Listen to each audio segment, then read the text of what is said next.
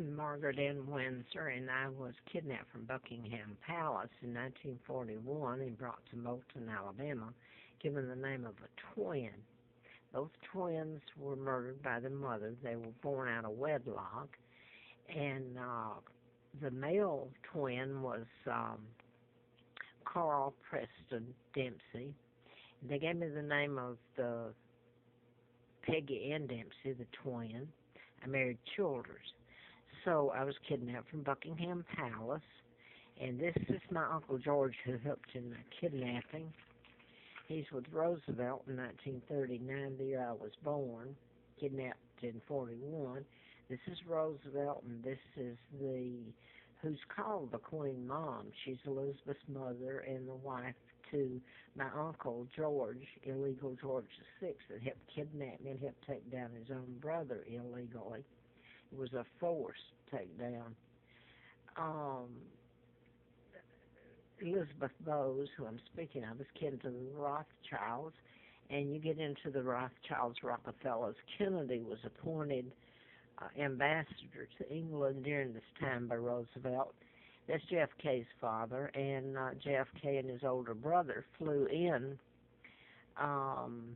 stayed at the embassy during this period of time, especially while I was kidnapped, that period of time born.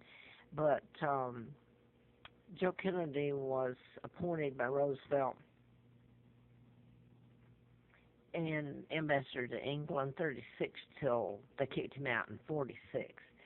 So I was brought over and given the name of illegitimate, and back then that was pretty bad, especially out in the country. And all I can say, in the rural Alabama, you call bastard, it was a pigsty I was put in to begin with.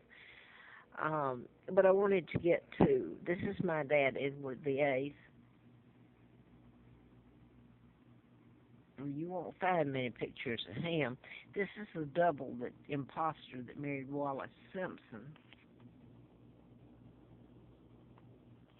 This is Elizabeth, of course, who's an imposter, and she's using my money, living in my homes while I'm homeless and run everywhere and gassed, and my illness is used against me. I'm allergic to chemicals. I have an immune disorder.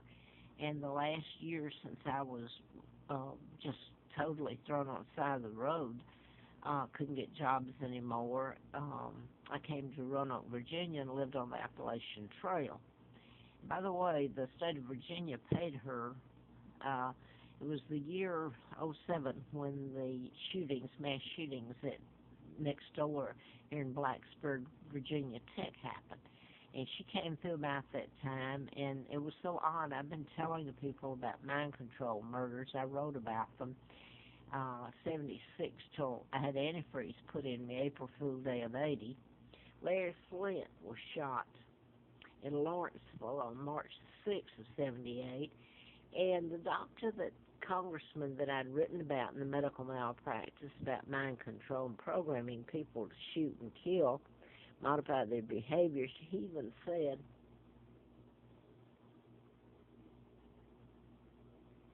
that I knew who was responsible for his shooting. And he mentions Larry McDonald, congressman, and this was an article April of 84. So they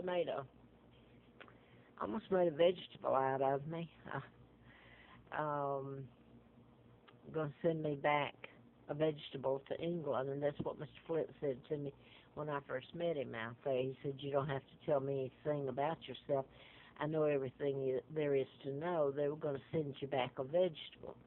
That's when I started a little later finding out about my kidnapping. My father, Edward VIII, was forced out, 99 years still put on his forced illegal abdication. There was an addendum that was added to that, and when I was born, I'm Victoria II, the legal heir, not this woman, who signed illegal treaties, her Uncle George, that gave the United States the okay to put all military bases on everything British, in essence, just take over Great Britain, make us fight against ourselves. and they're hostages just like me. I'm the real monarch, and I'm still a hostage here, and I'm being tortured to death using my illness here. I'm allergic to chemicals, immune disorder, and over a period of time, if you can control where I live or stay, then and it's closed, especially if it's closed or if it's a big house and you've got the ventilation system toxic, and that's what's happened to me and been done. Nobody will touch it. It makes my immune system flare and inflammation, and I get really, really sick. And over a period of time, especially years, my liver, kidneys, lungs, uh, especially my kidneys right now. This is the part that's so bad. This just happened, and I'm taking water pills, which I'm told not to take. It's my kidneys, so I don't know. Do I go on a dialysis and where they can really get me? I mean, then I can't even move if they come in with sealants and sprays, and I'm praying to die. And then they'll, you know what they would do? I've been there. They've really done all this in front of everybody. Um, the people are afraid of law enforcement that's doing it, the agency. Everybody has something to hide. They're playing around with mind control. They can, Edward Snowden just touched the tip of the iceberg in it all. They can give you heart attacks, make suicide, make it look like suicide when it's murder by mind control, like Robin Williams, and there's a whole list. Not just the 33 that were killed when Elizabeth went through here, and I'm living on top of the mountain, freezing and starving here at Full Heart Knob and Troutville. And the 33 were shot in Virginia Tech. So there's in April the 16th of '07.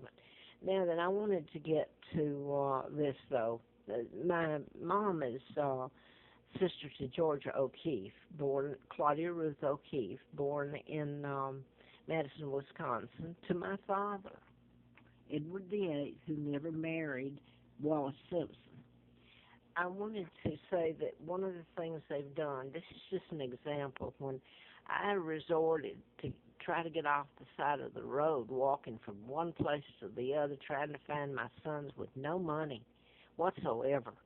I've been kept almost penniless all this time. I run from one, if I get an apartment to another, or motel room, I should say, soaked in fumes to where I can't run anymore. But I had to go to this is just an example. I had to go to the emergency room in nearby Bedford. And that was some years ago, and the doctor saw me. I'm not going to mention his name. I've already done all this in the past about doctors. And anyway, I'm starving and freezing, and it's cold up on Full Heart Knob. It's on the Appalachian Trail, and in the winter, it's so cold. I mean, it freezes, snows, awful, especially when you don't have equipment to deal with it, food and backpack and things like that, sleeping bags and tent. Well, it was a little into beginning to be spring, and he comes up, and I didn't recognize the doctor. It was when he left, I knew I had gone to him at the emergency room in Bedford. He had someone with him that he introduced as an attorney, his friend from Ohio, and he looked like a lookalike to Gene Kaiser, an attorney from me back in Atlanta. He was former Fulton County DA. But anyway, they're up there, and I didn't recognize the doctor. They came up, and they cooked in front of me, knowing I didn't have any food or clothing or anything, was freezing. They cooked or roast or whatever. It took a while in aluminum foil over the grill. And the smell, just about no offer of a bite or anything to me. And his son was with him. He was probably about 8 years old. They got ready. They spent the night, ate again, and then got ready to leave. And the son said he had, I've forgotten how many brothers and sisters. And I said, well, what did your father do? I laughed and said to support that. He says he works at the hospital in is Carillion, or it was then.